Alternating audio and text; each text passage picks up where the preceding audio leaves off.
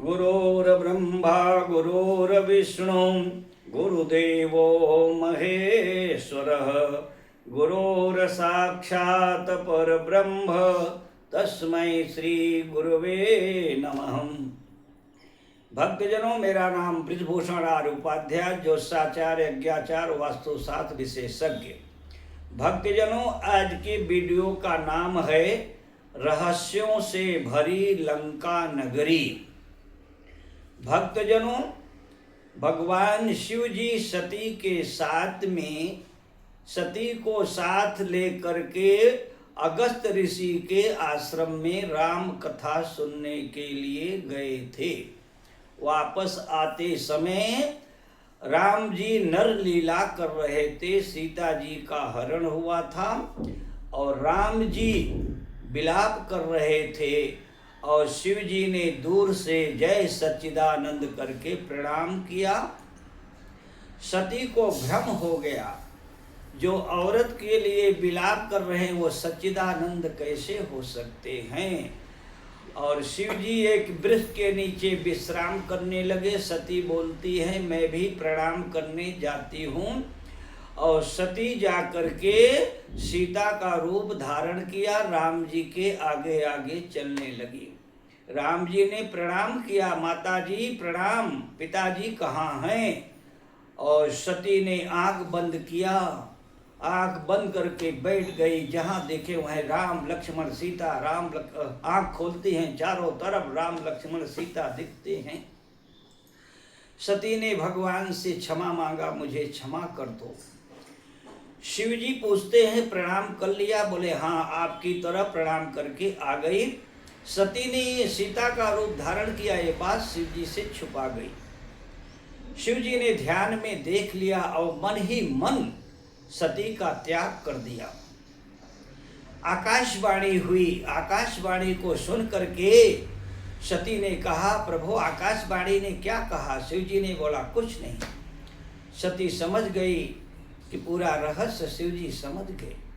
सती ने अपने पिता के यज्ञ में शरीर का त्याग कर दिया और त्याग करते समय प्रभु से प्रार्थना किया अगले जन्म में शिव जी पति के रूप में मुझे प्राप्त हों और आपकी भक्ति मुझे मिले, आपकी माया मुझे न सतावे। भगवान ने बोला तथास्तु, ऐसा ही होगा। वही सती पार्वती हुई और पार्वती का विवाह शिव जी से हुआ। कुछ दिनों तक कैलाश पर्वत पर रही। एक दिन पार्वती के मन में विचार आया कि महल में रहना चाहिए। शिव जी से बोलती है प्रभु मेरे लिए महल बनवा दीजिए। शिव जी कहते हैं हमारे भाग में महल नहीं है, हमें कैलाश पर रह करके हम प्रसन्न हैं। पार्वती जिद करने लगी। शिव जी ने विश्वकर्मा को बुलाया और कहा पार्वती जैसा चाहती है उनके लिए वैसा ही महल बना दो। पार्वती बता दी गई और विश्वकर्मा ऐसा नक्शा बनाते गए। महल बनके तैयार हुआ। शिव पार्वती देखने गए और दोनों महल देखकर बड़े प्रसन्न हुए। स्वर्ण का महल तैयार हुआ। पूजा की तिथि निश्चित हुआ। पूजा के लिए रावण को बुलाया गया वास्तु पूजन के लिए। सभी देवता ऋषि मुनि सब उस महल में आए पूजा देखने के लिए। पूजा समाप्त होने के बाद शिव जी ने रावण से कहा तुम्हारी पूजा से मैं प्रसन्न हूँ, दक्षिणा में जो चाहिए मांग लो। रावण बोलता है दक्षिणा में जो मांगेंगे वो देंगे? बोले हाँ। बोले दक्षिणा में यही महल दे दो। शिव जी ने बोला तथास्तु। लेकिन पार्वती क्रोधित हो गई। रावण तुमने हमारे अरमानों का गला घोट दिया, एक दिन में इस महल को जलाकर राख कर दूंगी। समय बीतता गया और शिव जी ने पार्वती से कहा मैं हनुमान बनकर राम की सेवा में जा रहा हूँ, मेरा ये अवतार एक आदर्श अवतार होगा। पार्वती माता बोलती है प्रभु मेरी प्रतिज्ञा का क्या होगा, मुझे भी साथ लेकर चलो। शिव जी बोलते हैं अच्छा। हनुमान जी हनुमान रूप में शिव जी कहते हैं तुम मेरी पूंछ बन जाओ। तो हनुमान जी ने लंका को नहीं जलाया, लंका को जलाया पार्वती माता ने। बोले तुम लंका जला लेना, तुम्हारी प्रतिज्ञा पूरी हो जाएगी। तो हनुमान जी ने पार्वती की प्रतिज्ञा पूरा किया। राम जी ने दोनों हाथ उठाकर ऋषियों के सामने कहा, मैं इस पृथ्वी से संपूर्ण राक्षसों का विनाश कर दूंगा। सभी राक्षसों को भगवान ने मारा, लेकिन जो गर्भ में थे वो कैसे मरेंगे। लंका जलाने के बाद हनुमान जी ने गर्जना किया, राक्षसों का गर्भ हो गया, गर्भ गिर गया। तो हनुमान जी ने पार्वती का प्रतिज्ञा पूरा किया, राम का भी संकल्प पूरा किया। अशोक वाटिका उजाड़ दिया। अक्षय कुमार जब तक अक्षय मरेगा नहीं, लंका में कोई विजय प्राप्त नहीं कर सकता। अक्षय कुमार को मार दिया। एक विजय स्तंभ था लंका में, वो भी तोड़ दिया। और रावण का शस्त्रागार भी नष्ट कर दिया। राम रावण युद्ध हो रहा था, तो रावण की मृत्यु नहीं होती थी। विभीषण ने कहा कि रावण के नाभि में अमृत है, ना अमृत कलश सुखाने के बाद भी रावण की मृत्यु नहीं हो रही थी। फिर राम जी ने विभीषण की तरफ देखा। विभीषण ने कहा राजा रघु से भी युद्ध करने रावण गया था।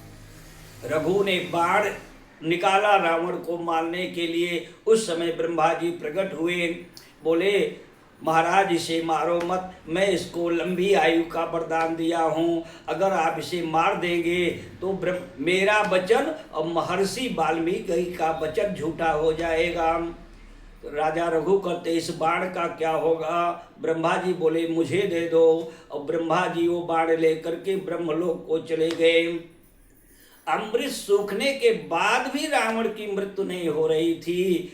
तो विभीषण ने कहा राजा रघु का बाण तपस्या करके ब्रह्मा जी से रावण ने लेकर लंका में कहीं छुपा के रखा है, ये बात मुझे नहीं मालूम। ये बात से रावण और मंदोदरी को मालूम था। राम जी ने हनुमान जी की तरफ देखा। हनुमान जी ने एक तेजस्वी ब्राह्मण का रूप बनाकर मंदोदरी के महल के पास जाते हैं और रावण महाराज की जय, रावण महाराज की जय ऐसा बोलने लगे। मंदोदरी अपने महल से बाहर आती, सब राम जी का जय बोलते हैं। ये ब्राह्मण देवता आप रावण का जय क्यों बोल रहे हैं। बोले देवी जल्दी थाली सजाओ, उस बाण की पूजा करो जिस बाण को रावण ब्रह्मा जी से लाया था, नहीं तो रावण की मृत्यु निश्चय है। मंदोदरी ने थाली सजाया और जिस खंभे में बाण था उसकी पूजा करने लगी। हनुमान जी ने एक मुष्टि पहाड़ से उस खंभे को तोड़कर वो बाण ला करके राम जी को दे दिया। राजा रघु के बाण से ही रावण की मृत्यु हुई। तो बहुत से रहस्य लंका में भरे थे। सीता जी को राम जी ने पाया हनुमान जी के द्वारा। विभीषण लंका का राजा बना हनुमान जी के द्वारा। सुग्रीव अपनी पत्नी और राज्य पाया हनुमान जी के द्वारा। तुलसीदास बने हनुमान जी के द्वारा। भक्तजनों हनुमान जी स्वयं भगवान शिव जी ही हैं। जय श्री राम।